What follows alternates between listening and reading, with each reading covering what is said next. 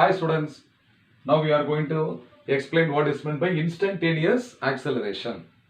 Already we have studied what is meant by instantaneous velocity. In the same lines, what is instantaneous acceleration? Now we can see that it is a limiting value of the average acceleration when the time interval delta t tends to 0. So we have studied the average acceleration is what?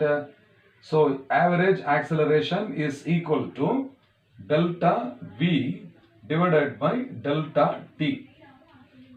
So if the delta t tends to 0, okay, if delta t tends to 0, then the average acceleration only is becoming the instantaneous acceleration. So a is equal to limit time interval delta t tends to 0 delta v by delta t. Okay, so this only is now equal to dv by dt. Okay, dv by dt.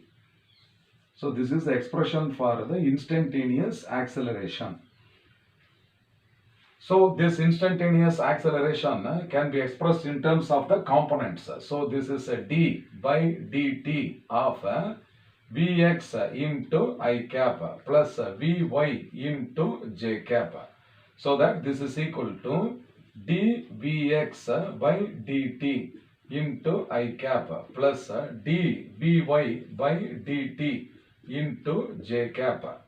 Or this can be written as instantaneous acceleration a is equal to x component of a into I cap plus y component of a into j cap. So this is the expression for the vector form of the instantaneous acceleration and its magnitude. Okay, the magnitude of the instantaneous acceleration is given by modulus of this a vector is equal to a. This is equal to square root of ax square plus ay square.